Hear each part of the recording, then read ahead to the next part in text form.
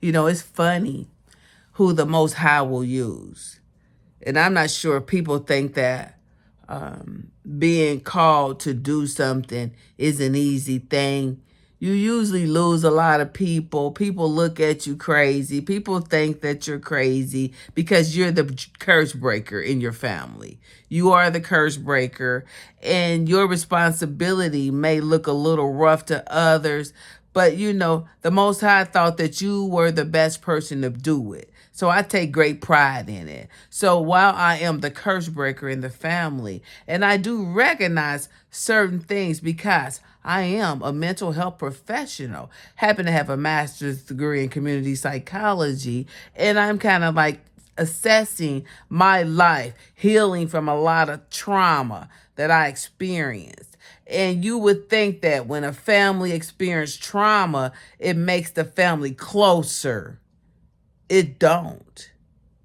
You can grow up and all the family can hate each other. The family starts to, fall apart. But inside that family system, that one that was dysfunctional, everybody played a role. And I think that everybody think that you're to play that role for the rest of your life. And you will if you don't get help.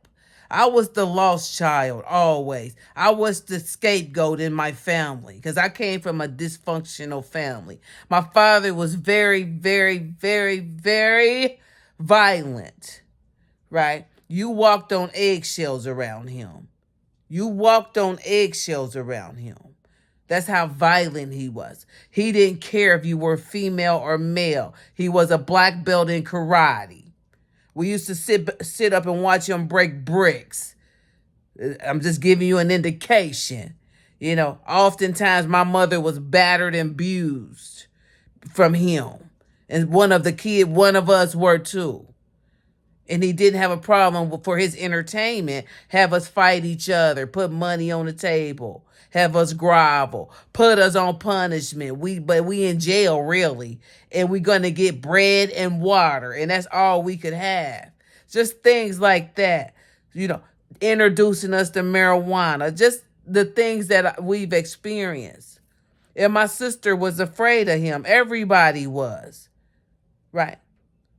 But so my sister, my youngest sister, I'm talking about her. My oldest sister's damaged from it as well. But my youngest sister seemed to have some issues that her mother really need to take a look at. Even though it's kind of too late, I blame her mother. I blame her mother. And yes, I'm very aware that we do not get everything from our parents. And there may be a time, or you may need to be reparented because your mama and your daddy didn't give you shit but pain. But pain. And then they expect something from you for the rest of your life. They expect good from you, and they know they owe you an apology, a sincere one. They know they owe you a sincere one. I had to apologize to my oldest son for my drug addiction because he deserved it. And my youngest son, I lived my life in a way that he knows I'm not that same person. I do a living amends to apologize to him. But you gotta make amends, and you gotta know when you owe amends to someone because you were instrumental is destroying that person.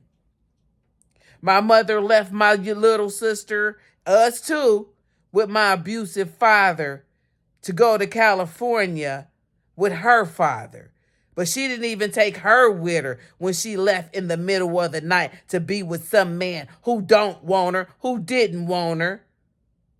Not only did she leave her in an abusive environment, she left with some nigga that was supposed to be her daddy and didn't even take her with her. She left her in that environment, that crazy, fucked up environment that she left us all in. Because she too young, popping out babies by niggas who didn't give a fuck.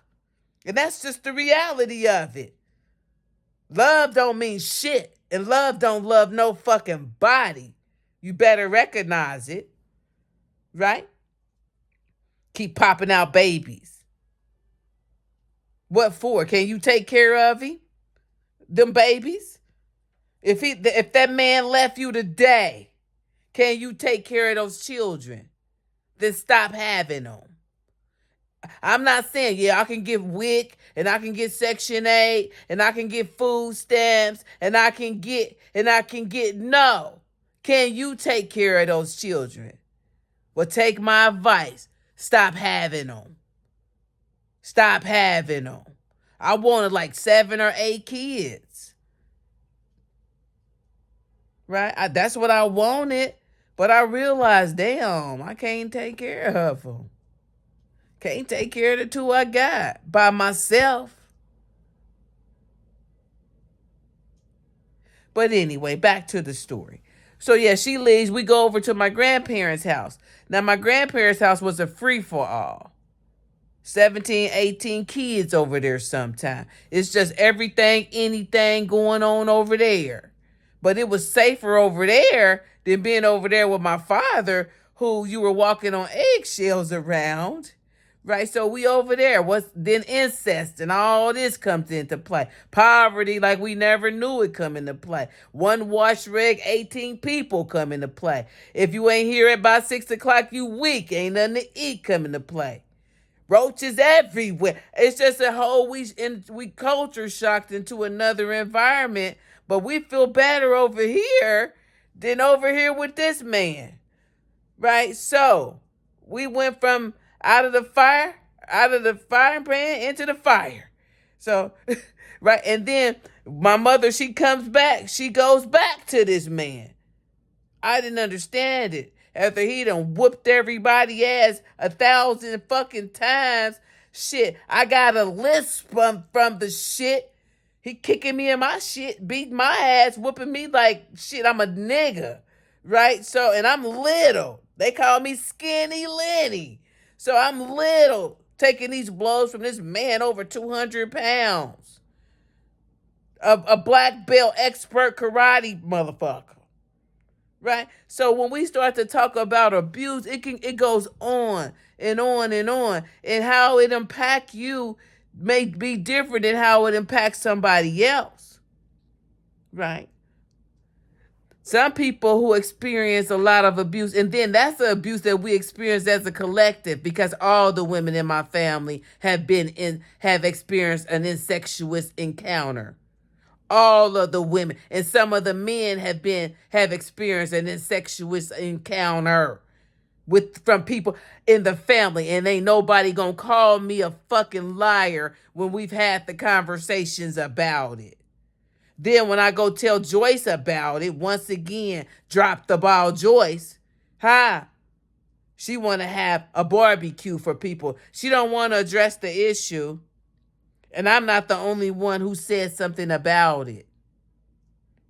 But now everybody mad at me for some reason. Why are you mad at me? Because I'm saving the world with what is a true, factual thing that happens to not just you. Not just you. It happens to a lot of people. And I think it messed my sister up. It would have to mess you up if you could lay down with your sister's mate. You would have to be messed up. And you don't need a mother who condones that type of behavior. Condones you out here sleeping with anybody, selling your body, all this at a young age. Because if I was 21, she was what? 15, 16?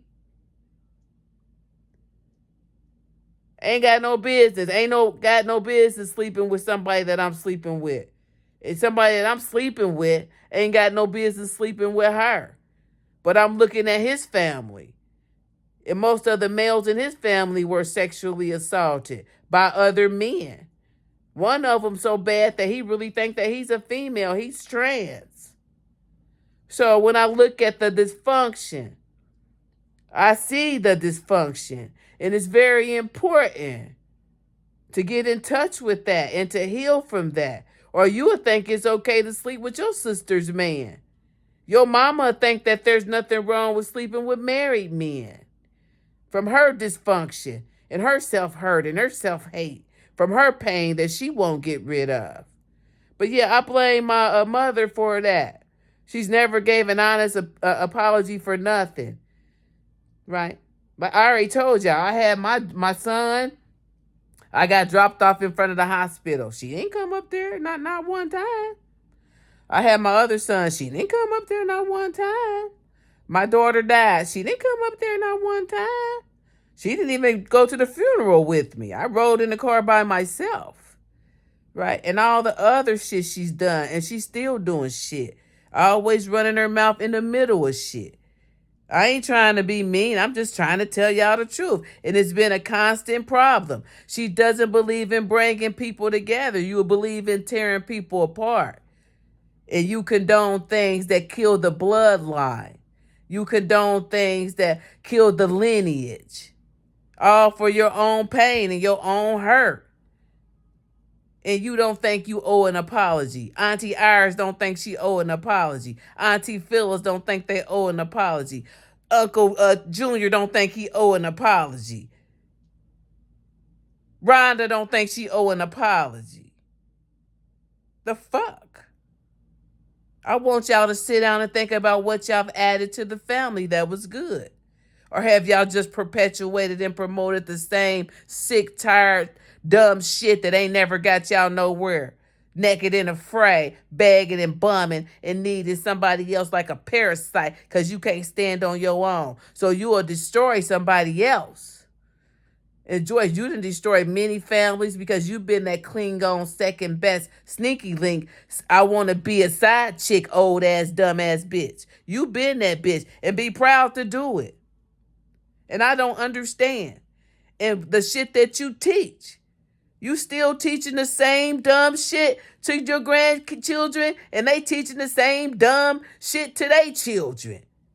And then, but they fail to look at y'all. Look at me.